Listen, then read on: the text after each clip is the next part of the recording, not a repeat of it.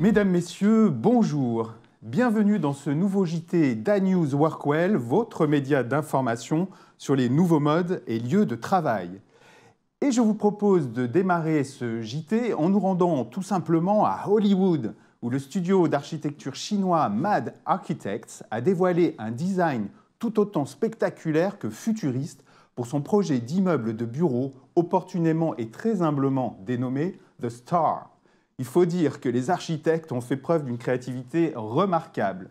En plus de sa silhouette arrondie tout en douceur, l'immeuble de 22 étages sera doté d'un immense funiculaire circulaire qui permettra aux visiteurs d'embarquer à bord d'une cabine transparente pour rejoindre en quelques minutes le restaurant, l'espace événementiel et la terrasse d'observation située en rooftop et qui surplomberont le fameux Walk of Fame des étoiles cinématographiques, celle-là. Outre ces attractions, l'immeuble proposera également des jardins suspendus et ouverts sur l'extérieur au 10e et au 17e étage. Alors avec ces éléments et des aménagements intérieurs qu'on nous annonce tout aussi spécifiques, le cabinet d'architecture chinois vise la certification LEED en matière environnementale et WELL pour le bien-être des salariés qui y travailleront. Il serait d'ailleurs le premier immeuble de bureau à recevoir cette qualité de bâtiment WELL dans la capitale du rêve et de l'entertainment. The Star, attendu pour 2026, promet donc de se distinguer nettement de la ligne d'horizon hollywoodienne et même très certainement d'en devenir un emblème, une attraction de plus dans la capitale mondiale du 7e art. Plus près de chez nous, je vous propose de partir à la découverte d'un nouveau siège, un siège du groupe immobilier The Crown Estate basé à Londres, conçu par le cabinet Fathom Architects. La particularité du 6 Bodmer Street est de proposer plus d'espace dédié aux échanges qu'aux postes de travail individuels. Alors que la tendance au développement du travail à distance se poursuit, Fathom Architects a en effet conçu des espaces tenant compte, je cite, de tout ce qui se passe loin de votre écran d'ordinateur. Résultat, on y trouve peu d'endroits où s'asseoir et travailler individuellement devant un ordinateur et de nombreux espaces pour se réunir, collaborer, converser dans un cadre confortable et détendu. Organisé sur 4 niveaux, le 6 Bodmer Street propose un mélange de salles de réunion, d'espaces de travail et de salons, ainsi que des espaces pouvant être utilisés pour des événements ou même des activités de bien-être. Chaque étage est légèrement différent, répondant aux usages spécifiques de chaque espace.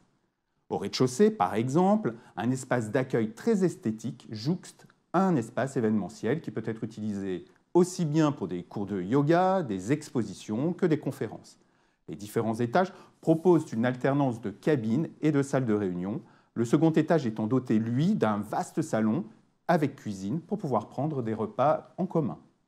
Le cabinet a par ailleurs pris le parti de déployer une atmosphère assez rétro dans tout le bâtiment, en faisant référence à sa décennie de construction, les 70s. On y trouve donc des couleurs chaudes associées à des matériaux tactiles pour créer une esthétique plus confortable que le bureau traditionnel, plus alignée sur les codes domestiques et hôteliers pour encourager l'interaction entre les personnes. L'art et la culture ne sont pas oubliés avec des œuvres disposées à tous les étages. Enfin, un spectaculaire rooftop propose une salle de réunion sur le thème de la jungle appelée The Potting Shed ou hangar aux plantations, ouvrant sur une terrasse extérieure dotée de murs végétaux et de plantes grimpantes. Voilà pour le 6 Bodmer Street. Changeons d'atmosphère et rendons-nous à Toulon, où le littoral se prépare à un immense lifting. Objectif de la métropole, ouvrir la ville sur la Rade, l'immense plan d'eau donnant sur la Méditerranée à travers 2 promenades, l'une urbaine, l'autre côtière, mais également un ensemble immobilier diversifié. À horizon 2026, habitants et visiteurs profiteront ainsi d'un espace culturel situé dans l'actuelle halle marine qui servait autrefois à stocker les matériels de guerre et qui sera conservé pour témoigner de l'histoire du lieu. On y trouvera également un hôtel spa 4 étoiles, un ensemble de co-living et de coworking, des espaces de travail bien sûr, ainsi qu'un hall d'exposition, des commerces, des équipements sportifs, sans oublier les restaurants et notamment une brasserie locale, nous précisons. Ce projet de transformation majeure, estimé à 150 millions d'euros, est porté par le groupement formé notamment par Eiffage Immobilier, ICAD Promotion et l'architecte Corinne Vezoni. Il s'inscrit dans le projet d'avenir de la rade de Toulon, de Mayol à Pipadi. Les sites militaires cédés par Naval Group se transformeront en lieux de vie ouverts sur la mer, symbole d'une rencontre entre la ville et l'eau.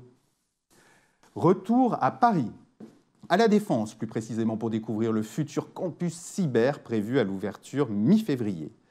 Voulu par Emmanuel Macron, ce projet a pour ambition de créer le lieu totem de la cybersécurité qui rassemblera les principaux acteurs nationaux et internationaux du domaine. Il permettra en particulier d'accueillir sur un même site des entreprises, grands groupes, PME, des services de l'État, des organismes de formation, des acteurs de la recherche ainsi que des associations. Le campus cyber prévoit de mettre en place des actions visant à fédérer la communauté de la cybersécurité et à développer des synergies entre ces différents acteurs.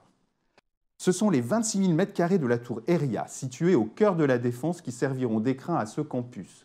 Outre les 17 000 m² consacrés aux espaces de travail privés ou partagés, 6 000 m² seront dédiés à des plateaux, projets et d'innovation et 3 000 m² à la formation. L'immeuble sera doté de nombreux équipements et services, un showroom, un auditorium, un café-lounge privé, des espaces de réception et même un studio TV.